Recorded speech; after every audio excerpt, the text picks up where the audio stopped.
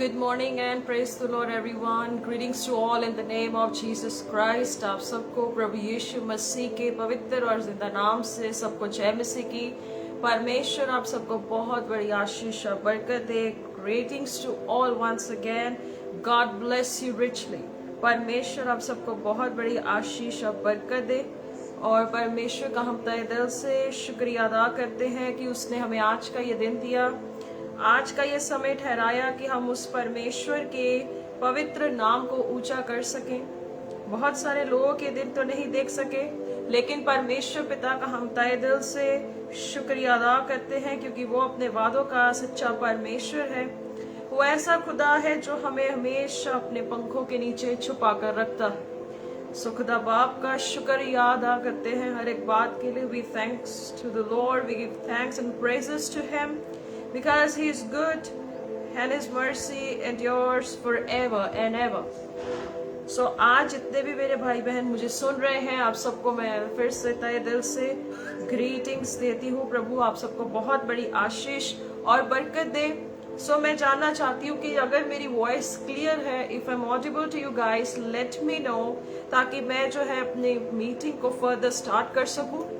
क्योंकि आज का जो अध्याय है बहुत खूबसूरत है। हर बार जो है परमेश्वर हमें संभालता है, अपने वचनों से हमसे बात करता है क्योंकि वो अपने वादों का एकमात्र सच्चा परमेश्वर है। सो अजीजों, आज मैं प्रभु का धन्यवाद देती हूँ। पिछले बीते समय में आप सब जानते हैं कि हम मुक्तसर में थे। मैंने पहले मैसेज डाला था कि अगर पॉसिबल हो सकेगा then surely I'll stream out live, but नहीं हो पाया because of some timing। और काफी ज्यादा वहाँ पे जो था थोड़ा सा ज्यादा वेदर का कंडीशन वैसे था, so that's why I didn't get live. So that's why I want to request you all ज्यादा से ज्यादा ज्वाइन इन करें। आज के वचन से, परमेश्वर के मुकद्दस कलाम से बातों को सुनने के लिए अपने दिल को तैयार करें, अपने आप को तैयार करें, क्योंकि आज परमेश्वर का कलाम बहुत खूबसूरती से आप सबसे बात करेगा। सो अजीजों, अपने आप को तैयार करें परमेश्वर के कलाम के लिए, क्योंकि कलाम बताता है कि अंत के दिनों में लोग वचन को ढूंढेंगे, वचन की ढूंढ करेंगे, वचनों को डिस्कस करेंगे, बहुत सारी चीजें करने की कोशिश करेंगे। बट कलाम कहता है कि हमें अपने आप को तैयार करना है, तत्परता से तैयार करना है, उसके वचनों से हमें अपने आप को तैयार करना है, क्योंकि यही एक समय है अजीजों कि हम परमेश्वर के पवित्र वचनों को अपने दिलों में पिरो लें। परमेश्वर का वचन ही है जो हमें आने वाली तबाही से बचाता है। वो परमेश्वर का ही कलाम है जो हमें हर खतरे से, हर खौफ से बचाता है। सो हम सोचते होंगे कि आज हम अपनी ताकत से बचे, हम अपनी काबिलियत से बचे, लेकिन अजीजों आज ये ऐसा नहीं है, क्योंकि कलाम कहता है कि परमेश्वर की दया हमेशा हमेशा नई सी है। आज के दिन के लिए भी उसकी दया नई सी है, कल के दिन में भी उसकी दया नई सी थी और आने वाले दिनों में भी उसकी दया नई सी रहेगी। सो बट हमें इस बात को गौर फरमाना है और इससे समझने की जरूरत है कि हमें परमेश्वर के साथ एक मजबूत और घनिष्ठ रिश्ते में बनने की जरूरत है। सो मेरे भाइयों बहनों, अपने आप को तैयार करें, अपने आप को मजबूत करें, क्योंकि आज परमेश्वर हमसे बात करना चाहता है। क्योंकि परमेश्वर आज के समय में अपने लोगों को भेजता है, अपने वचन को भेजता है। कोई एंजल्स की मैनिफेस्टेशन नहीं है, लेकिन परमेश्वर आज भी अपने लोगों को भेजता है कि वो सच्चे मुकद्दस कलाम की बातों को रख सके। सो मेरे अजीजों, आइए अपने आप को हम तैयार करें, अपनी आंखों को बंद करेंगे, हम सब जन अपने सिरों को झुकाएंगे। हम कहीं पर भी क्यों ना हो, अपने दिलों को, अपने मनों को सजदा करें, नमन करें परमेश्वर के सामने, क्योंकि वो परमेश्वर अपने वादों का सच्चा परमेश्वर है। वो हमारे मध्य में, वो हमारे बीच में और वो हमारे अंदर रहता है, क्योंकि कलाम कहता है कि मैं तुम में चलूंगा, मैं तुम में चला फिरा करूंगा, मैं तुम्हारा परमेश्वर होगा, तुम मेरी संतान होगे। ये परमेश्वर का प्रॉमिस है, पर उसके सामने कंडीशन है।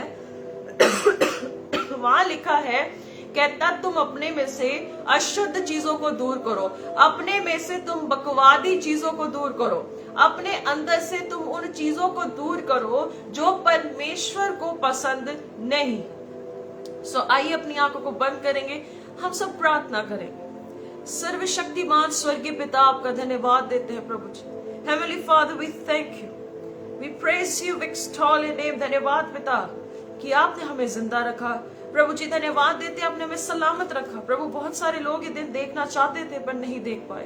प्रभु जी धन्यवाद देते हैं कि प्रभु आपकी दया हमारे लिए आज नई सी है मेरे परमेश्वर। प्रभु जी प्रार्थना करते कि आज कोई भी मेरा भाई मेरी बहन कोई खतरों से खौफ से गुजरता है, प्रभु जी आप उसके साथ हो मेरे परमेश्वर। खुदावंद अपनी ताकत दे प्रभु जी, ताकि तेरी ताकत के वसीले से परमेश्वर वो अपने आप को प्रभु तेरे राज्य के लिए तैयार कर सके। प्रभु जी जैसे यिर्मयाह में पिता लिखा है कि आपने हमें अपना खंबा बनाया है परमेश्वर, आपने हमें अपना हथियार बनाया परमेश्वर। प्रभु प्रार्थना करते कि इस अंधकार भरे राज्य में भी आप अपने काम को लेने के लिए एक वफादार खुदा है। प्रभु जी प्रार्थना करते पिता कि अपनी मर्जी को हम सब में पूरी कर परमेश्वर। आपने जैसा इंसान को अपनी योजना के तहत बनाया, जैसा आप इंसान को चाहते वैसे ही उन्हें लीड करे परमेश्वर, ताकि कोई भी व्यक्ति परमेश्वर नष्ट ना हो, पर प्रभु तेरी अनंतमय जीवन के लिए ज्योति के लिए अपने आप को तैयार करता जाए मेरे पिता परमेश्वर। पिता धन्यवाद देते प्रभु, सारी बातों को आपके हाथों में देते शुरू से अंत तक। प्रभु जी बातें रखने के लिए आप मेरे सहायक है पवित्र आत्मा, और पवित्र आत्मा प्रार्थना करते कि आप हमें ढाढ़स दीजिए, ऐसी हिम्मत दीजिए कि हम वो बातें रख सके जो आप अपने लोगों से बात करना चाहते। पिता मैं धन्यवाद देती हूँ, सारा आदर इज्जत और जलाल आपको देते हुए इन सारी प्रार्थनाओं को प्रभु यीशु के नाम से हम मांग लेते हैं। Amen, amen, amen. God bless you everyone. आप सबको यीशु के नाम से जय मसीह की। परमेश्वर आप सबको बहुत बड़ी आशीष बरकत दे। आइए अपने आप को तैयार करें परमेश्वर के पवित्र वचनों से हम सुनने के लिए। अपनी बाइबल्स अपनी नोटबुक्स अपने तैयार रखें, क्योंकि ये समय है कि परमेश्वर के पवित्र वचनों से हम अपने आप को तैयार करें। पिछले बीते समय में हम जानते हैं कि लाइफ नहीं हो पाया, बट कोई बात नहीं, परमेश्वर का एक समय अजीजों वो अपने काम को लेना जानते हैं, वो अपने काम को पूरा करना जानते हैं। सो आइए परमेश्वर के पवित्र वचनों से यशाया की पुस्तक उसकी 1 बाब आइज़ाया चैप्टर 1, आज मैंने इसको टाइटल भी दिया है आइज़ाया चैप्टर 1, क्योंकि अजीजों आइज़ाया चैप्टर 1 में परमेश्वर ने कुछ बातें रखी। जब मैं अध्ययन कर रही थी तो मुझे काफी अच्छी बातें इसमें से मिली, और परमेश्वर का जो वचन है वो हमसे हर वक्त बात करता है। मैंने हर बार बताया है और आज भी करता है, और जब तक ये धरती बनी रहेगी तब तक परमेश्वर अपने वचनों से बात करता रहेगा। हमें इस बात की ढूंढ में नहीं रहना है कि कोई सुपरनैचुरल मैनिफेस्टेशंस हो। हमें इस बात में नहीं रहना है कि कोई आकाश से मौजूजे हो। पुराने समय में पुराने नियम में हम देख सकते हैं परमेश्वर ने आकाश में से बहुत से मौजूजों को किया। आकाश से परमेश्वर ने आग को बरसाया था एलिया के समय में। परमेश्वर ने आकाश में जो है आपने देखा है कैसे कैसे परमेश्वर ने अद्भुत काम किए हैं। बादल का खंबा दिया, आग का खंबा दिया, वो हर एक चीज परमेश्वर ने की। बट यीशु मसीह के समय में हमारे लिए एक अनुग्रह का समय है, एक ग्रेस टाइम है, और परमेश्वर ने कहा कि तुम जाओ, तुम चेलों को बनाओ, तुम डिसाइपल्स को तैयार करो, और कहता उन्हें वचन मानने के लिए उन्हें सिखाओ, जैसे तुमने मुझसे सीखा है, तुमने मुझसे आज्ञा पाई है, तुमने औरों को भी ये बात सिखानी है, औरों को भी इस बात के लिए तैयार करना है। सो परमेश्वर के जो वचन से आज हम देखने जा रहे हैं आइज़ाया यशाया की पुस्तक उसकी 1 बाब और उसकी 2 नंबर आयत से हम देखने जा रहे हैं परमेश्वर का कलाम।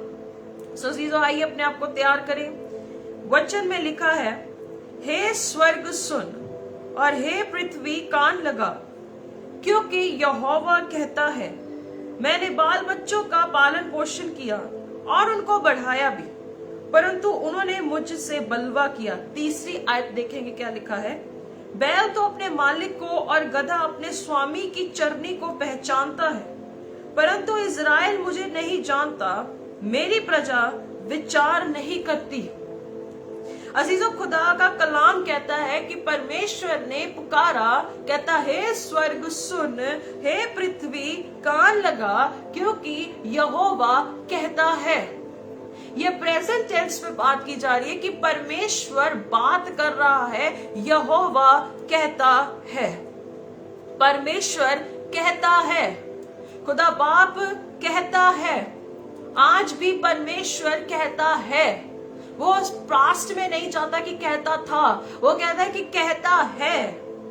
मैंने बाल बच्चों का पालन पोषण किया। यहाँ पे इजरायलियों की बात हो रही थी, जब परमेश्वर ने उन्हें मिस्र से कैनान की ओर लेके जाने के लिए परमेश्वर ने उन्हें एक वायदा दिया, परमेश्वर ने उन्हें हिम्मत दी, परमेश्वर ने उनके लिए हर एक चीज को प्रोवाइड किया, फिर भी परमेश्वर के साथ उन्होंने बलवा किया, परमेश्वर को धोखा दिया, परमेश्वर को त्यागा, तिरस्कार किया, परमेश्वर के विरुद्ध कुड़कुड़ाए, परमेश्वर के विरुद्ध उन्होंने झूठ बोला, परमेश्वर के विरुद्ध उन्होंने क्या किया, वे विचार किया। और बाइबल कहता कि उन्होंने मुझसे बलवा किया।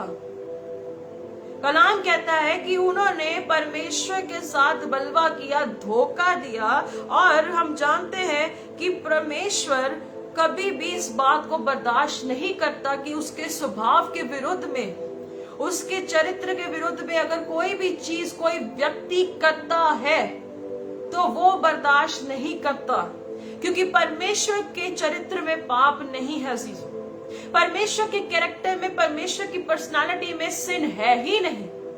और जब परमेश्वर के चरित्र में, कैरेक्टर में पाप नहीं, तो आज का व्यक्ति पाप करते हुए क्यों सोचता नहीं कि कहीं मैं अपने सृजनहार के विरुद्ध में कुछ गलतियां तो नहीं कर रहा हूं, कुछ दोहरा तो नहीं रहा हूं। क्योंकि परमेश्वर कहता है कि उन्होंने मुझसे बलवा किया। आप चाहे छोटी बात कर दे जो परमेश्वर के विरुद्ध में है, आप चाहे कोई बड़ी बात कर दे जो परमेश्वर के विरुद्ध में है, पर परमेश्वर के साथ आपने भी बलवा किया, आपने भी उसको धोखा दिया, आपने भी उसका दिल दुखाया, आपने भी उसको कहीं ना कहीं पॉइंट से तिरस्कार किया। ये ना समझे कि आप जो है ये ना समझे कि आपने परमेश्वर के कैरेक्टर के विरुद्ध में जाके कोई छोटी बात कर दी, झूठ बोल दिया होगा, गलती कर दी होगी या कुछ भी कर दिया होगा। आप कहेंगे कोई बात नहीं, मेरे से छोटी सी गलती होगी, परमेश्वर मुझे पता नहीं था, मुझे जाने में था। पर एक पॉइंट पे आपने उसके कैरेक्टर के विरुद्ध में कुछ तो किया, उसको हर्ट हुआ। और बाइबल कहती है इजरायलियों के विषय में, परमेश्वर कहता है कि मैंने उनका पालन पोषण किया, मैंने उन्हें मन्ना दिया, मैंने उन्हें तृप्त किया, मैंने उन्हें जल प्रोवाइड किया, मैंने उनको उस गुलामी से आजाद किया। पर फिर भी परमेश्वर की एक स्टेटमेंट आती है कि इन्होंने मेरे साथ बलवा किया, मुझे धोखा दिया, मुझे तिरस्कार किया। और कहता बैल को अपने मालिक का और गधे को अपने स्वामी की चरनी को तो पहचानता है। वो पहचानता तो है। हम जिस चैप्टर से पढ़ रहे हैं, आइज़ाया चैप्टर 1 वर्स 3, यशाया की पुस्तक उसके की 3 और 2 की 3 में हम यहाँ पहुंचे हैं। पहली बेस तो ये है, बुनियाद ये है कि इजरायली अनाज्ञाकारिता में थे, परमेश्वर के प्रति वो वफादार नहीं थे, परमेश्वर के विरुद्ध में उन्होंने विश्वास योग्यता नहीं दिखाई। और जब एक व्यक्ति आज के समय की मैं बात करूं, जब वो भी अपने परमेश्वर के प्रति विश्वास योग्यता नहीं दिखाता है, तब वो भी क्या है, भटकता है, वो भी क्या है, अपने परमेश्वर के स्वामी होने को वो नहीं जानता है और वो दूसरे स्वामी के साथ अपना प्रेम रखता है। और यीशु ने भी कहा कि तुम 2 स्वामियों की सेवा नहीं कर सकते। यीशु ने भी कहा कि तुम 2 मास्टर्स को साथ में रख के नहीं चल सकते। आपको एक स्वामी आपका है और वो है परमेश्वर। जिस समय आपने यीशु को मुक्तिदाता अंगीकार किया, जिस समय पे आपने परमेश्वर को अपना जीवन दिया, जिस समय में परमेश्वर को आपने अपना पिता मानकर अपने जीवन को समर्पित करके जीना शुरू किया, उस दिन से आज तक के समय में सिर्फ एक ही है आपका स्वामी और वो है परमेश्वर। और परमेश्वर के विरुद्ध में और कोई भी ऐसा आपका स्वामी नहीं है। पर कलाम कहता है कि इजरायलियों ने भी परमेश्वर के साथ तिरस्कार किया, हट किया, परमेश्वर को धोखा दिया। आज के समय में अगर आप भी ऐसे व्यक्ति हैं तो आपकी भी गिनती आज ऐसों ही में भी आती है। जिस परमेश्वर ने आपका पालन पोषण किया, जिस परमेश्वर ने आपको प्रोवाइड किया, जिस परमेश्वर ने आपके लिए सब कुछ किया, और आपने आज उस परमेश्वर से बैकस्लाइड करके कहा होगा कि मेरे लिए इतने सालों साल बीत गए, इतना समय मेरे लिए बीत गया, पर मेरे लिए कुछ भी हुआ नहीं। पर अजीजों, मैं आप सबको एक बात बता देना चाहती हूँ, अगर यहोवा, अगर यीशु आपका स्वामी है ना, तो आपको अपने स्वामी पर इंतजार करने की भी थोड़ी सी प्रैक्टिस होनी चाहिए। आपको भी अपने परमेश्वर पर विश्वास रखने की एक अभ्यास नहीं, उसको जीना होता है, उसको एक्सपीरियंस करना होता है। ये नहीं है कि बस आपकी चीजें प्रोवाइड होती हैं तब आप पीछे हट जाते हैं कि कोई बात नहीं, बस मेरा जीवन इतना। नो, परमेश्वर ने आपके लिए मकसद को रखा है, एक पर्पस को रखा है, और परमेश्वर ने आपके लिए समय भी ठहराया है कि आप उसमें मजबूती से बने। पर आप क्या आज इन लोगों में आते हैं जो परमेश्वर के साथ बलवा करते हैं, परमेश्वर के साथ हट करते हैं, परमेश्वर को खेदित करते हैं? आप बहुत से समयों की बात को जानते होंगे कि कौन कौन सी बातें परमेश्वर को खेदित करती हैं, परमेश्वर को नफरत है उन बातों से। पर क्या आपने कभी सोचा कि ऐसा क्यों होता है? क्योंकि जब हमारे जीवन में भी अनाज्ञाकारिता आ जाती है तो ये सभी बलवा करना, तिरस्कार करना, ये सभी बातें जो परमेश्वर के विरुद्ध में है, ये आसानी से होनी शुरू हो जाती है। कहता कि जो है बैल को तो अपने मालिक का भी पता है, गधे को तो अपने स्वामी की चरनी का भी पता है। कहता मेरे लोग तो मेरा विचार भी नहीं करते और मुझे जानते तक नहीं। अजीजों, जब हमारे शरीर में माँ बाप होते हैं, हम उनके साथ इतना समय रहते हैं, हम उन्हें जानते, उन्हें पहचानते हैं, हमारे माँ बाप भी हमें जानते हैं। लोगों के सामने जब आप ऐसे कहेंगे I know never knew him और हर, तो उनको कितना दुख लगता है। तो ऐसे ही आसमानी खुदा है, एक जिस्मानी खुदा नहीं, पर उस आसमानी खुदा की बात कर रही हूँ जिसने आपको बनाया, जिसने मुझे बनाया। जब हम 4 लोगों के सामने उसका इनकार करते हैं कि मैं नहीं जानता, तो उसे कितना हर्ट होता होगा।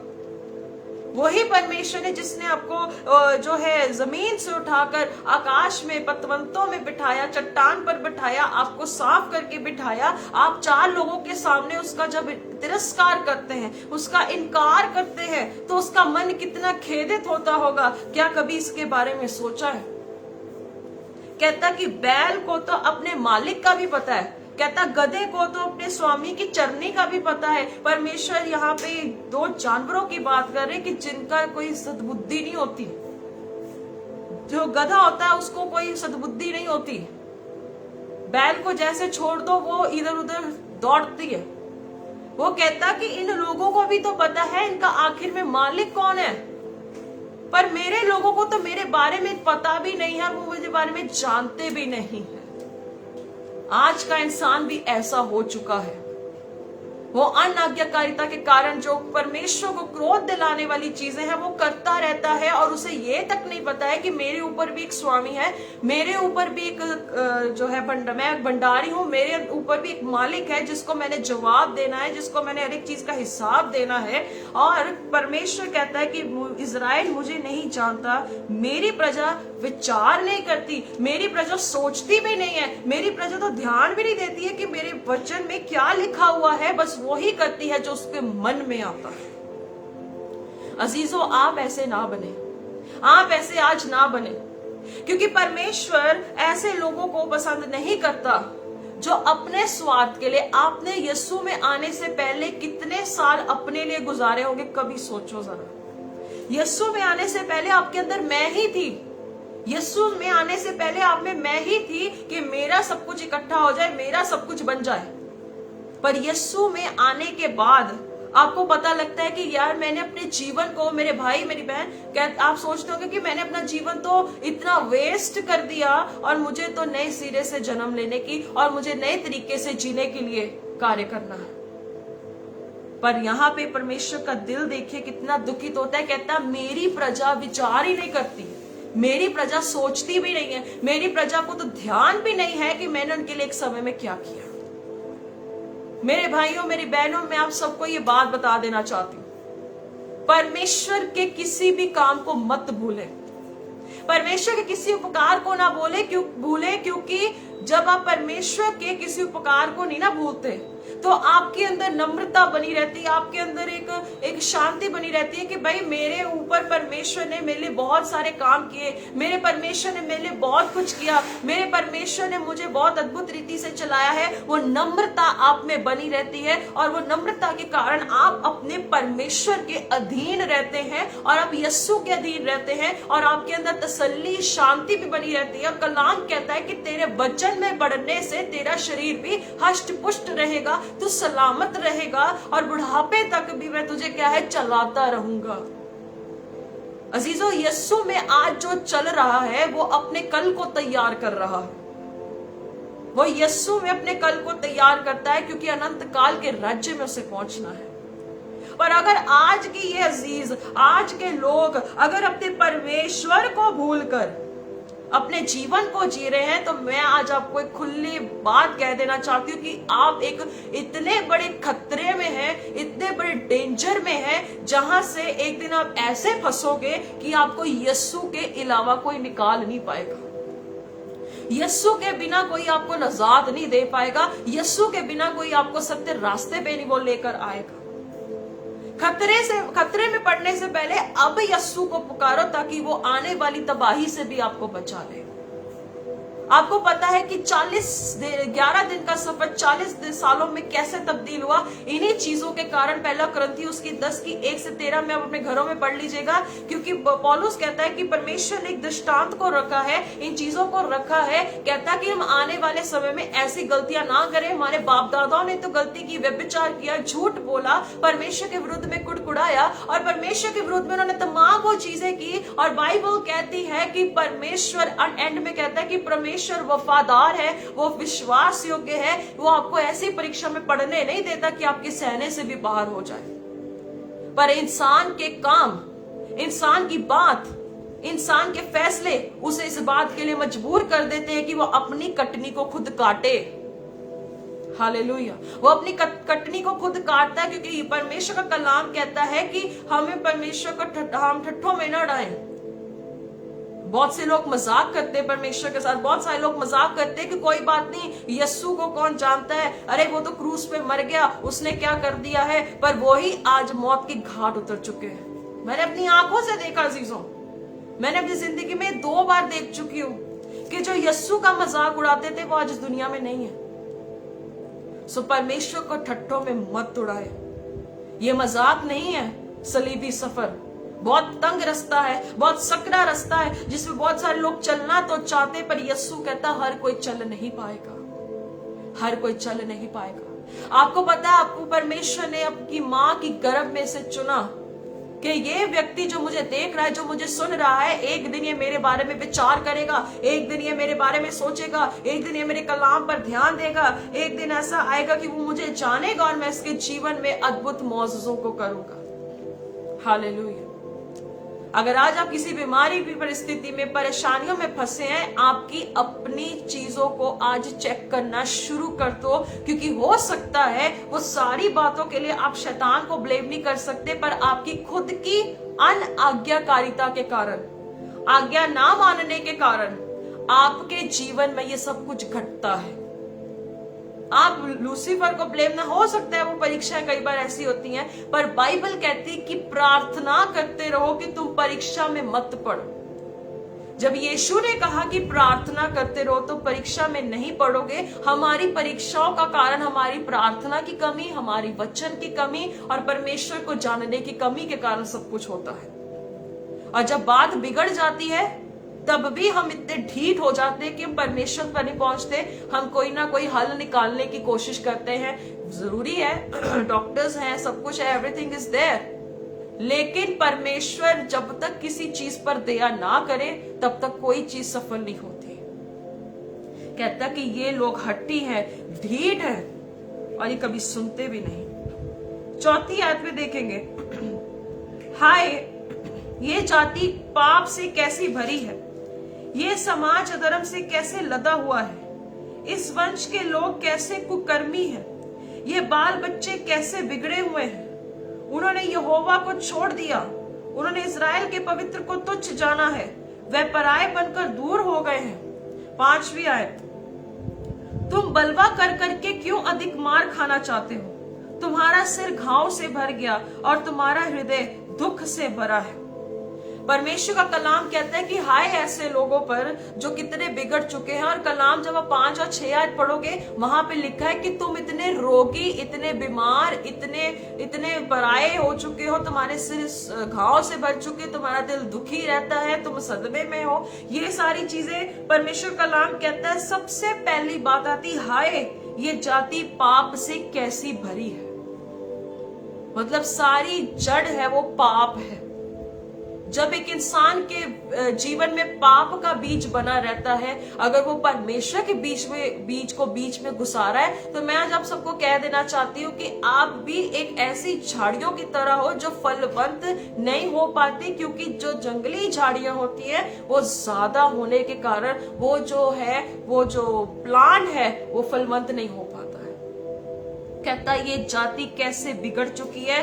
कहते कि ये वंश के लोग कितने कुकर्मी हैं। एहसास आज के समय के अगर मैं देखूं, इन लोगों को एहसास रत्ती भर भी नहीं है कि वो क्या कुछ कर रहे हैं, क्या कुछ कर रहे हैं। और कहता कि यहोवा को तो छोड़ ही दिया, उन्होंने इजराइल के पवित्र को छोड़ दिया है। तुच्छ जाना है, वे पराये बनकर दूर हो गए हैं। जब मतलब निकल जाता तो वह ऐसे दूर हो जाते कि कभी यीशु को जानते ही नहीं है।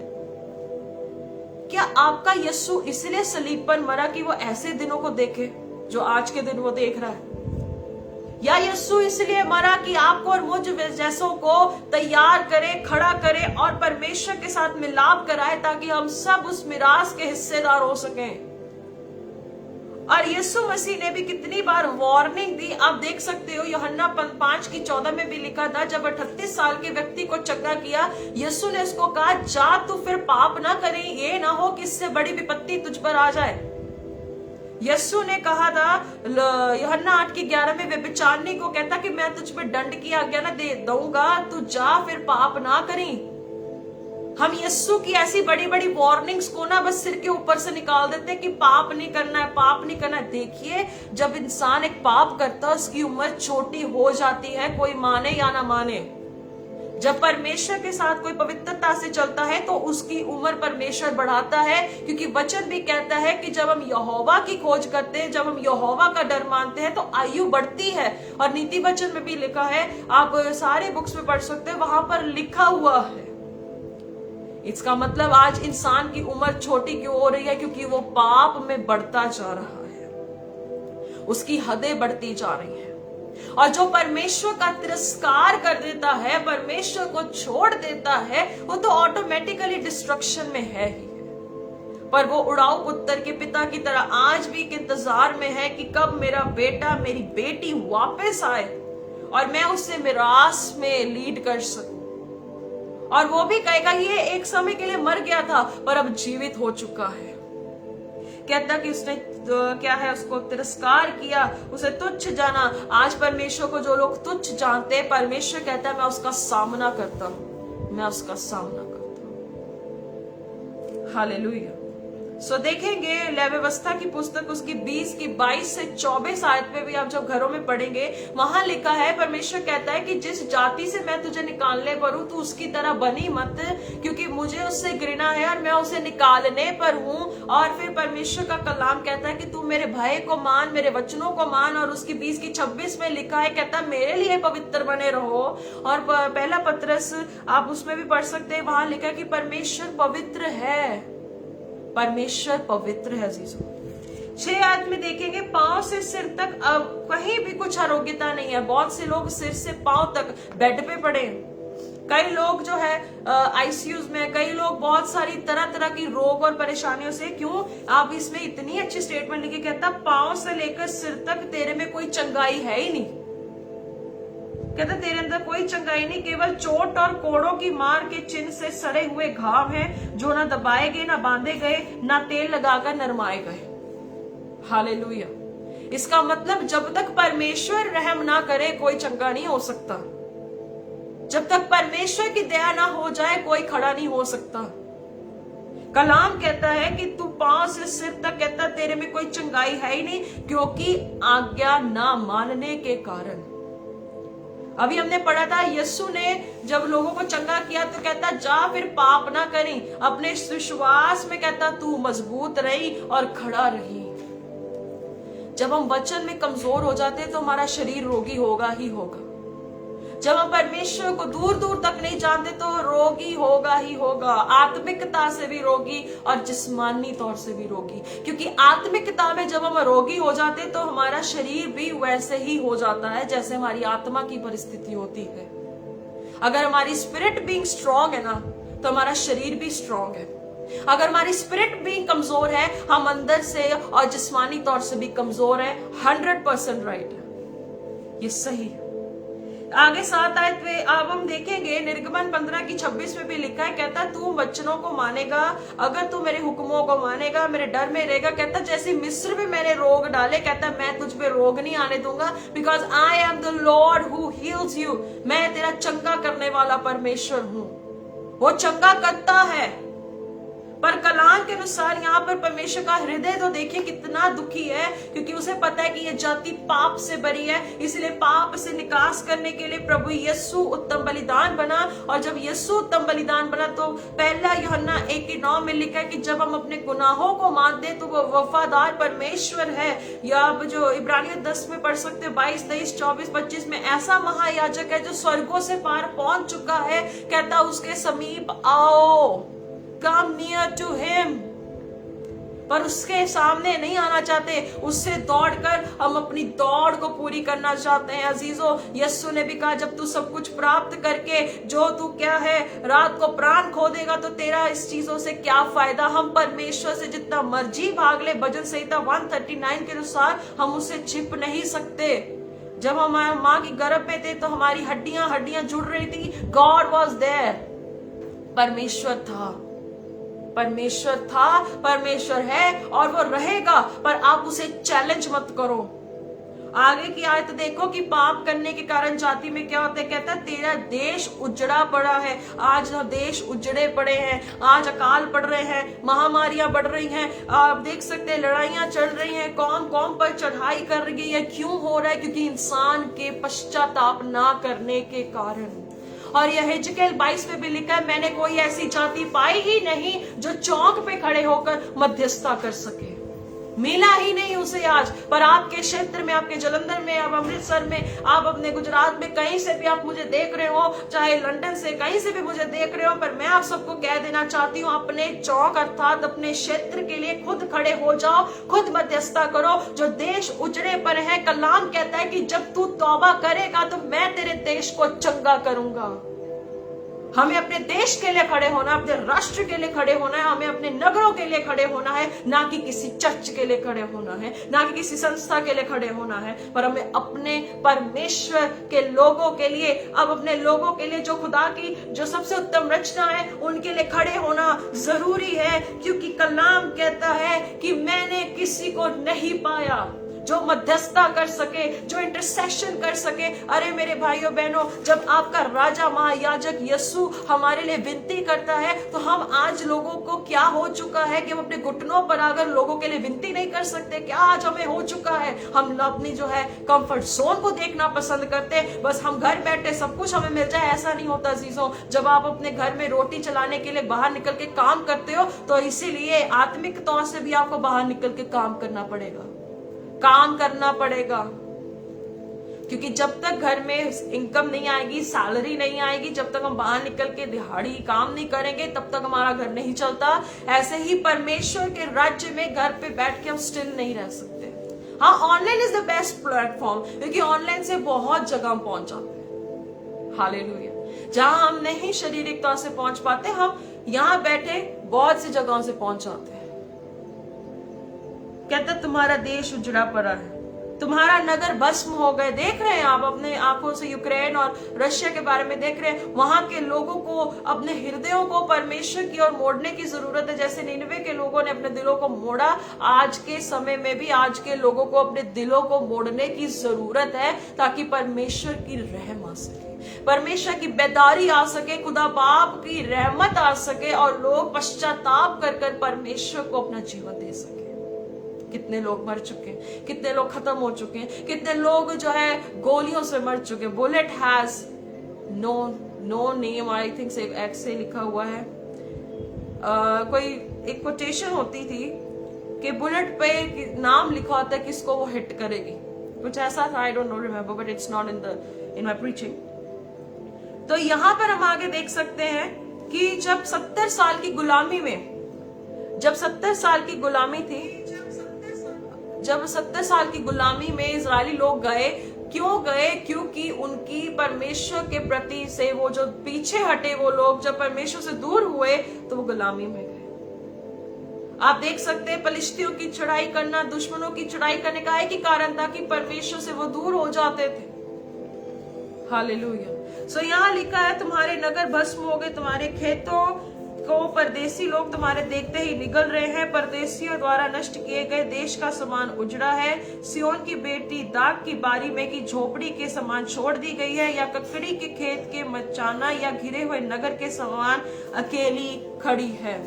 ये है आज की कलीसिया की परिस्थितियां जो खतरे में है, जो बहुत डेंजर जोन में आ चुकी है। आज मसीहत भी बहुत डेंजर जोन में आ चुकी है। कलाम की बातों को रखने के लिए आज लोग डरते हैं, गॉस्पेल प्रीच करने के लिए डरते हैं, खराई बताने के लिए लोग डरते हैं। अगर आप आज ऐसे क्षेत्र में जो डरते हैं, लोग नहीं मिलते, कैसे काम होगा?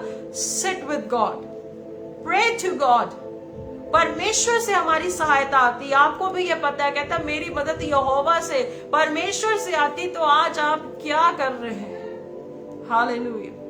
9 आयत में देखिए कि यदि सेनाओं का यहोवा हमारे थोड़े से लोगों से ना बचा रखता तो हम सदोम के समान हो जाते और अमोरा के समान ठहरते।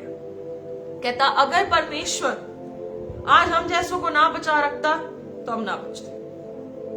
अगर थोड़े से लोग आज बचे हुए हैं, आप बचे हुए, मैं बची हूं, तभी ये धरती भी कायम है यहोवा की दया से और उन धर्मियों के कारण जो आज इस धरती पर रह रहे हैं। नहीं तो कब के ये सदोम और अमोरा की तरह नष्ट हो जाती। पर यीशु ने आज के समय में इस धरती को बनाए रखा है अपनी दया से, अपनी प्रार्थना करने के कारण और धर्मियों के कारण। परमेश्वर का वचन लूका 13:20 में लिखा है कि परमेश्वर ने उन दुखों के, कलेशों के दिन को कम कर दिया अपनी धर्मियों की दुआओं के कारण। और आप देख सकते हैं रोमियो 9:29 में लिखा है कि परमेश्वर ने एक जाति को अगर ना रखा होता इस धरती पर तो ये धरती बचती ना, ये बचती ना। आगे जब आप पढ़ते हैं तो बहुत से, और जब हम 10 से आगे बढ़ते हैं वहां पर भी ये बात लिखी गई है। कहता 10 से 11 में लिखा हुआ है कि परमेश्वर का कलाम कहता है, हे सदोम के न्यायियों यहोवा का वचन सुनो, हे अमोरा की प्रजा हमारे परमेश्वर की शिक्षा पर कान लगा। यहोवा ये कहता है, तुम्हारे बहुत से मेल बलि मेरे किस काम के हैं? मैं तो मेढ़ों की होमबलियों से और अपने पाले हुए पशुओं की चर्बी से अघा गया हूं, तंग आ गया हूं। मैं बछड़ों या भेड़ के बच्चों या बकरों के लहू से प्रसन्न नहीं होता। 12 में लिखा है, जब अपने मुंह मुझे दिखाने के लिए आते हो तो ये कौन चाहता है कि तुम मेरे आंगनों को पांव से रौंदो। कहता कि जब तुम मेरे भवन में आते हो, तुम मेरे भवन में मन में कुड़तन रखते हो, गुनाह करके आते हो, कॉम्प्रोमाइज वर्ल्ड जी कर आते हो, 2 बीज को अपने अंदर रख के जीवन जीने आते हो। कहता कि तुम जब अपने आप को सैक्रिफाइस या बलियां लेकर आते हो, तुम कुछ भी मेरे नाम से करते हो, मुझे घृणा है, कहता मुझे नफरत है। आज बहुत सारे लोग दुनिया को भी खुश कर रहे हैं, दुनिया को भी हैप्पी कर रहे हैं, यहाँ पे परमेश्वर को हैप्पी करने की कोशिश करते हैं, जबकि परमेश्वर तो ऑलरेडी अपना मन खेदित हो चुका उसका। पर वर्ल्ड को हैप्पी करते करते परमेश्वर को कितना दुख देते रहोगे। कहता मुझे नफरत है ऐसी चर्बियों से, ऐसी होम बलियों से। कहता मुझे, मेरा इससे क्या काम। वो परमेश्वर कह रहा है, कहता मुझे इससे क्या काम, मुझे ऐसी भेंटों से क्या काम, मुझे ऐसे पैसे से क्या काम जो गला घोंट कर लोग देते। कहता मुझे ऐसे सैक्रिफाइसेस नहीं चाहिए। जब देना है 2 कुरिन्थियों 9:7 के अनुसार आनंद से दो, खुशी से दो, दिखाकर देने की जरूरत नहीं है। 12 में लिखा, जब तुम अपने मुंह मुझे दिखाने के लिए आते हो तब ये कौन चाहता है कि तुम मेरे आंगनों को पांव से रौंदो। व्यर्थ अन्न बलि फिर मत लाओ।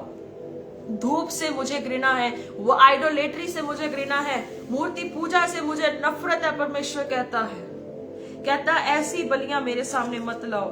नए चांद और विश्राम दिन को मानना, सभाओं का प्रचार करना, ये मुझे बुरा लगता है। महासभा के साथ अनर्थ काम करना मुझसे सहा नहीं जाता। तुम्हारे नए चांदों और नियम पर्वों के मानने से मेरा जी से बैर रखता हूँ। वह सब मुझे बोझ जान पड़ते हैं, मैं उनके सहते सहते उकता गया।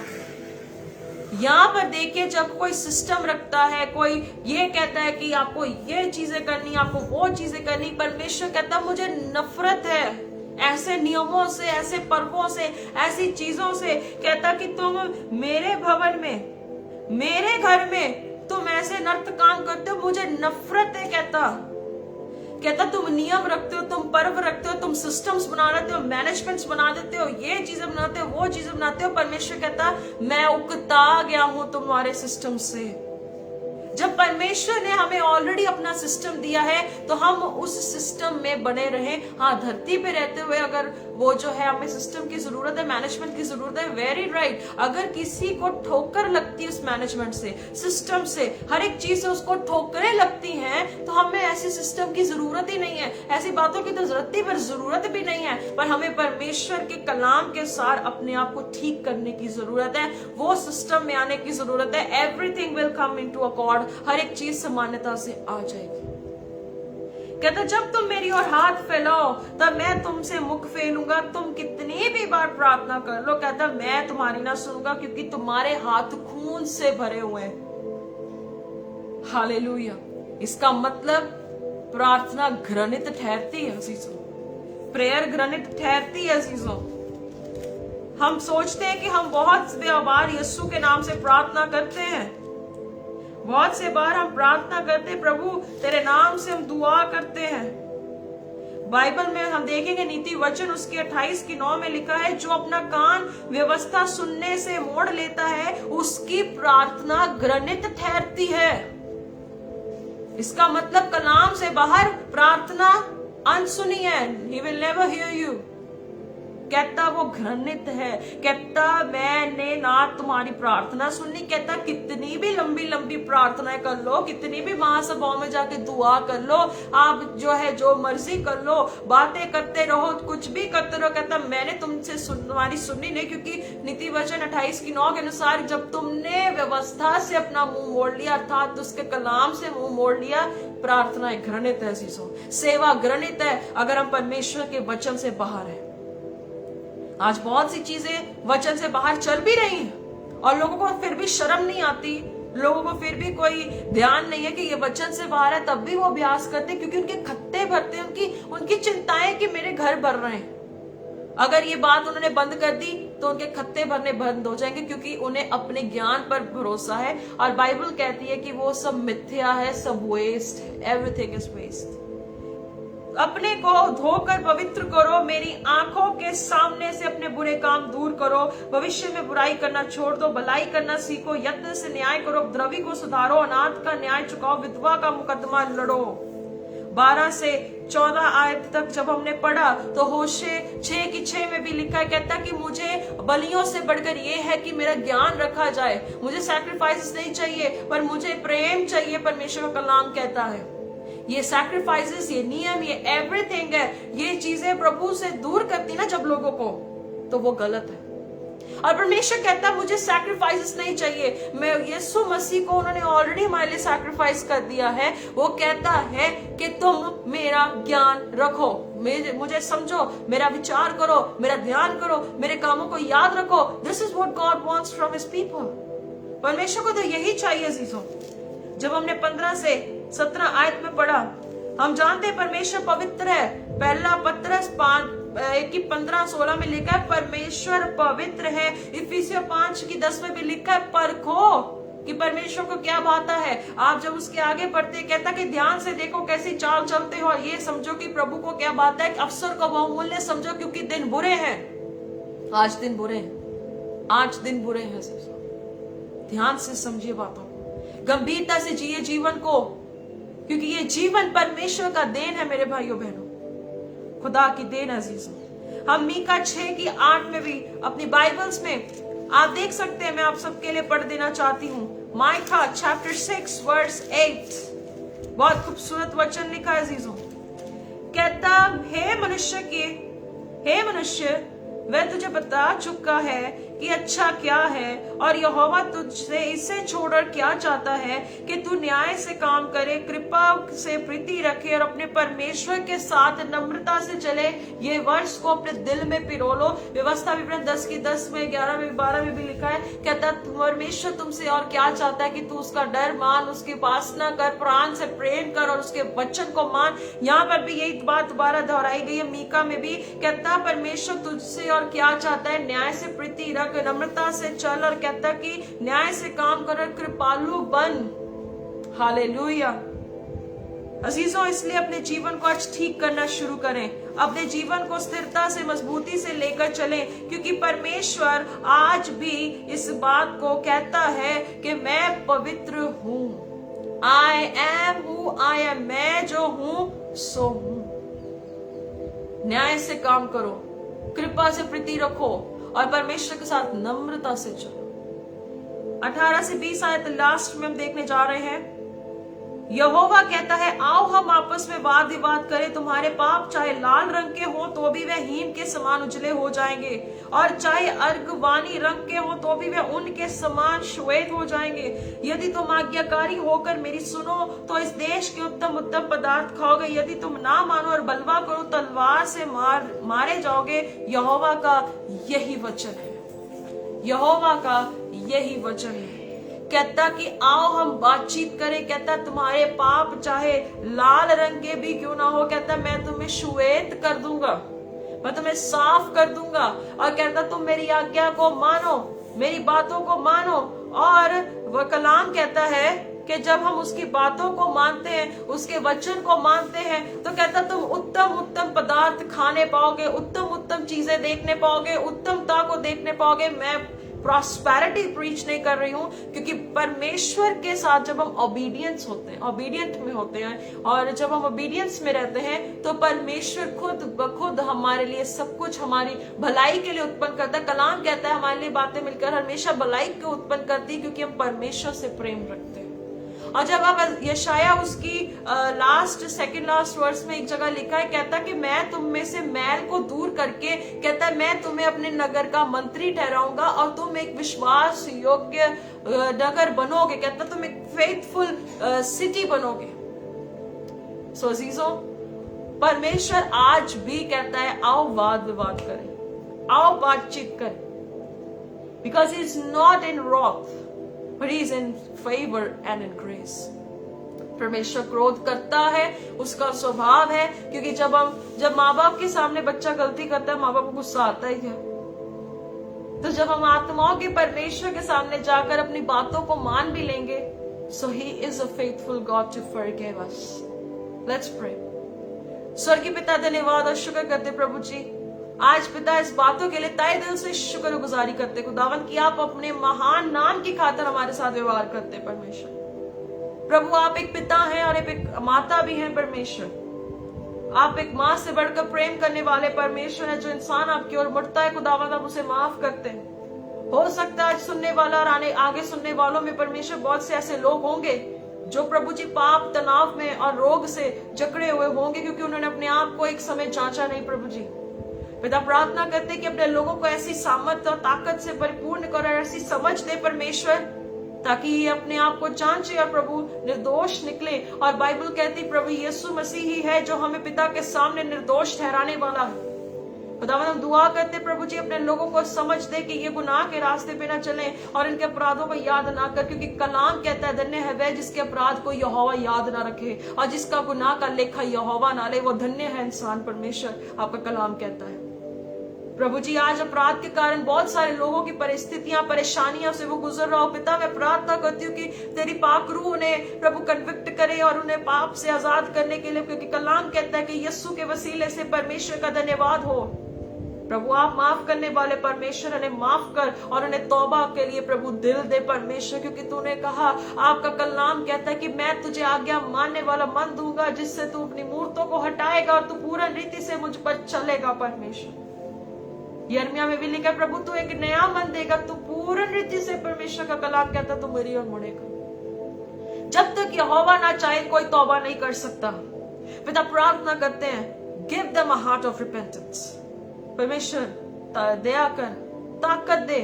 ऐसा ना हो परमेश्वर कि प्रकाशित वाक्य 2:6 के अनुसार, 3 की 16 के अनुसार तू इनका कटोरा, इनका दीवट हटा दे और इन्हें थूक दे। परमेश्वर ऐसा ना हो दे पाए, क्योंकि परमेश्वर आपका कलाम कहता है मैं मनों का जांचने वाला परमेश्वर हूं। प्रभु हिम्मत दे, तेरे लोग तेरी ओर मुड़े और प्रभु तुझे अपना स्वामी मानकर जीवन को बिताए। प्रभु कृपा करो, दया करो।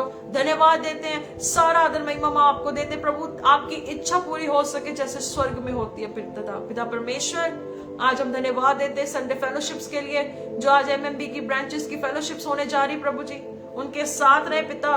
धन्यवाद देते हैं कि 85 ब्रांचेस परमेश्वर ऑल ओवर इंडिया में आपने ऐसा होने दिया। प्रभु मैं जानती थी कि जिसने अच्छा काम शुरू किया है वो अपने आने तक इसे पूरा करेगा। पिता परमेश्वर, जो आपके दास आज जलंधर में है प्रभु जी, उनके साथ रहना प्रभु, और जो कलाम आज वो दे प्रभु आपकी ओर से होने के लिए हम आपसे सामर्थ मांगते। परमेश्वर उनके साथ हो और उन्हें बुद्धि देना, वो आपकी ओर से बोले। परमेश्वर दया करो। आपको सारा आदर महिमा आपको देते हुए इन सारी प्रार्थनाओं को प्रभु यीशु मसीह के सामर्थी नाम से मांग लेते हैं। Amen, amen, amen. God bless you. परमेश्वर आपको आशीष दे, बरकत दे, और आज संडे फेलोशिप को ज्यादा से ज्यादा लोगों तक पहुंचाएं। आज फिर हम चर्च में होंगे और आज पास्टर डैनियल राज हमारे साथ हैं जलंधर में, और आज हमारी मीटिंग है उनके साथ। और दुआ में याद रखना कि खुदा आज अद्भुत काम को करे, मौजूज़ों को करे, और परमेश्वर अपने वचन से आज हमसे बातचीत करे। सो इस वीडियो को ज्यादा से ज्यादा लेके जाए। परमेश्वर की दया से नेक्स्ट संडे फिर मिलेंगे नए टॉपिक के साथ, और आप जो है परमेश्वर के वचन में मजबूत और अड़े रहें और परमेश्वर के साथ मजबूत रिश्ता अपनाएं। सो नेक्स्ट टाइम दुआओं में रखें और परमेश्वर की दया आप सबके साथ बनी रहे। God bless you.